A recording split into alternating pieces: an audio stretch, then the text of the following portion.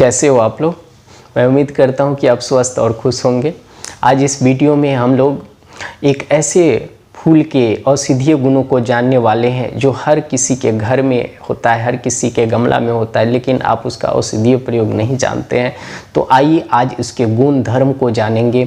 आयुर्वेद शास्त्र के अनुसार जपा पुष्पम लघु ग्राही तिक्तम केश विवर्धनम बोला गया है कि जपा का जो पुष्प होता है, जो फूल होता है, वो ग्राही होता है, होमोस्टेटिक नेचर का होता है, एस्टिपेटिक नेचर का होता है और इसका जो फूल है वो ट्रिकोजेनिक नेचर के है। आपके बाल के ग्रो करने में और आपके जो ग्रे हेयर है उसको रोकने में, सफ़ेद बाल को रोकने में, हेयर फॉलिंग को रोकने में बहुत ही मददगार होता है।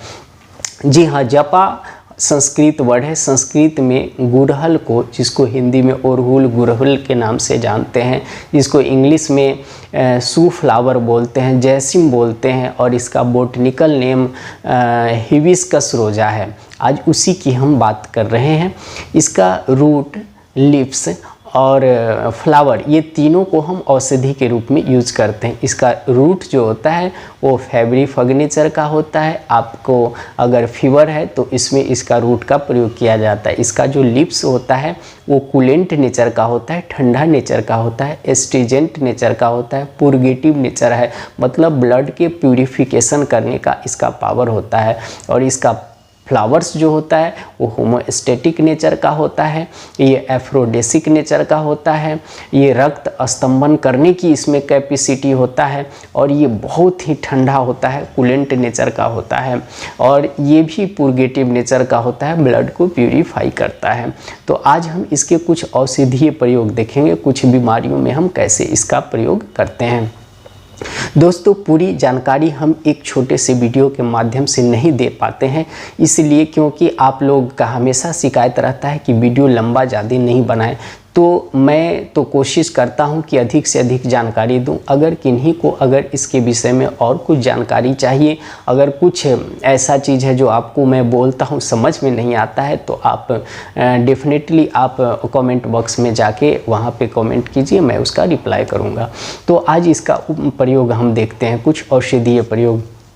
जैसे जिन माताओं बहनों को ओवर ब्लीडिंग होती है उसमें जिसको हेमोरेजिया बोलते हैं, या मेट्रोजिया में भी, जैसे मंथ एक महीने में दो बार जब ब्लीडिंग आ जाती है तो इसको मेट्रोजिया बोलता है। हेमोरेजिया मतलब एक ही बार आता है महीना में, लेकिन लंबे समय तक ब्लीडिंग और अधिक मात्रा में होता है। तो वैसी स्थिति में इसके 2 से 3 आपको फ्लावर लेना है और फ्लावर हमेशा वही लंबा वाला जो होता है वो लेना है। अभी आजकल तो बहुत तरह का इसमें हर डिफरेंट कलर का आ गया है, लेकिन आपको लाल फ्लावर लेना है और लंबा वाला।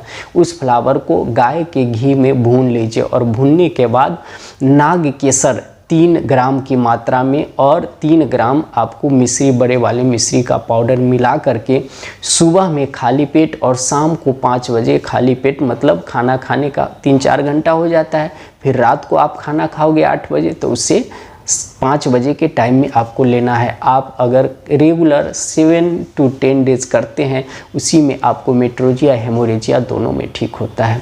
ल्यूकोरिया का प्रॉब्लम होता है जिसमें वेजाइनल वाइट डिस्चार्ज होता है, इसके लिए तो बहुत ही अद्भुत सा काम करता है, ये चमत्कारिक काम करेगा। इसमें करना क्या है कि फर्स्ट डे 1 गुड़हल का फूल, second day 2, third day 3, fourth day 4, 5 day 5, इस तरह से आपको बढ़ाते जाना है और 11 तक जाना है। और फिर 11 के बाद जो है कम होते जाना है, 10, 9, 8, 7, 6, 5, 4, 3, 2, 1 करके बंद कर देना है। ये 22 दिन में आपका कितना भी पुराना से पुराना ल्यूकोरिया का प्रॉब्लम है ठीक हो जाता है। इसको खाली पेट लेना है और लेने के बाद 1.5-2 घंटे तक कुछ भी खाना नहीं है, सवेरे सवेरे लेना है और कली को बहुत अच्छा से मुंह में चबाइए, मीठा लगता है बहुत ही अच्छा, और उसके बाद थोड़ा सा पानी एक कुल्ला पी लेना है। वैसे माताओं बहनों को जो प्रेगनेंसी पीरियड में मॉर्निंग सीखने की प्रॉब्लम होती है, जैसे बहुत लोगों को इनिशियल के 3rd महीने तक उनको वोमिटिंग की टेंडेंसी होती है मॉर्निंग में, तो ये जो गुड़हल है, जो आपका हिबिस्कस का फूल है, उसका अगर आप गुलगंध लेते हैं तो आप देखेंगे कि मॉर्निंग सिकनेस का जो समस्या है वो ख़त्म हो जाता है। अगर आपको बाल के लिए, बाल में जो है जैसे असमय बाल का पक जाना, सफ़ेद हो जाना या हेयर फॉलिंग होना, डेंड्रफ होना, वो सब में आप इसका तेल बना लीजिए।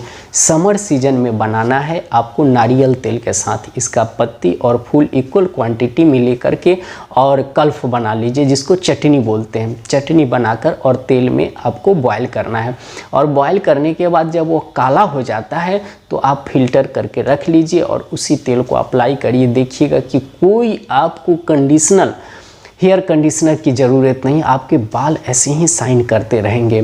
दूसरा है कि आप अगर विंटर सीजन में, सर्दी के मौसम में अगर यही करते हैं तो जिंजेली ऑयल, मतलब कि तिल के तेल में इसको पका के आप यूज करिए। आप देखोगे कि आपके बाल में अद्भुत सा बदलाव आएगा, आपका हेयर फॉलिंग भी रुक जाएगा लंबे समय अगर आप यूज करते हो, और डेंड्रफ वगैरह की समस्या भी नहीं रहेगी। ये बवासीर में भी काम करता है, जैसे जिनको बवासीर की प्रॉब्लम है वो उसमें भी यह बहुत ही अच्छा काम करता है, और ख़ास करके जिनको हेमोरेजिक है। तो ये चूँकि होमोस्टेटिक नेचर के होने के कारण ये ब्लीडिंग को रोकता है, तो आप इसके फूल को उसमें आप यूज कर सकते हो। इसके पत्ती का यूज आप पेस्ट के रूप में कर सकते हो। आप देखो कि पत्ती जो बहुत चिकना होता है, और पत्ती एक दो चबाकर पान जैसा चबा लो और उसको थूक दो, तो आप देखेंगे कि मुंह का जो है दांत आपका शाइनिंग हो जाता है। और आप जो है बीच वाली उंगली से ये हल्के हल्के हाथ से मसाज कर लो, तो जहाँ पे ब्रश नहीं है, आपको कोई दत्तून नहीं मिलता है, तो आप इसको यूज कर सकते हैं। बहुत अच्छा फ्लेवर भी मुंह में हो जाता है। थोड़ा अगर पहले बार कर रहे हैं तो झाग निकलेगा तो थोड़ा आपको अच्छा नहीं लगेगा, लेकिन मैं तो करता हूँ तो मुझे तो बहुत अच्छा महसूस होता है। इसके फूल और पत्ती ब्रेन टॉनिक और कार्डी टॉनिक के रूप में काम करते हैं। वैसे बच्चे जो मंद बुद्धि वाले होते हैं उनको अगर इसके फ्लावर और पत्ती को छाया में सुखा करके चूर्ण बना लीजिए, और इक्वल क्वांटिटी में आपको मिश्री मिला लेना है, और मिश्री मिला करके रख लीजिए। अगर बच्चा आपका 5 साल से बड़ा है तो 2 ग्राम की मात्रा दूध के साथ सुबह शाम देते हैं, तो यह ब्रेन टॉनिक के रूप में काम करता है, क्योंकि इसमें बहुत सारे मिनरल्स होते हैं। लोहा होता है, फास्फोरस होता है, नियासिन होता है, बहुत सारे इसमें विटामिन्स होते हैं और बहुत सारे मिनरल्स होते हैं। तो अब बहुत ही अच्छा ये ब्रेन टॉनिक और कार्डिक टॉनिक के रूप में भी इसका यूज आप कर सकते हो। तो ये गुड़हल का बहुत सारा फ़ायदा है, बहुत सारा यूज है, आप कर सकते हो। और इसमें कोई डाउट हो या कुछ पूछना चाहते हो तो कमेंट बॉक्स में जाके कमेंट कीजिए, मैं उसका रिप्लाई आपको डेफिनेटली दूंगा। और आप हमेशा स्वस्थ रहिए और हर्ब्स का प्रयोग करिए, ताकि आप एलोपैथ मेडिकेशन के जो एडवर्स इफेक्ट होता है उससे आप अपने आप को बचा सकें। मैं कामना करता हूँ कि आप हमेशा स्वस्थ रहेंगे। धन्यवाद।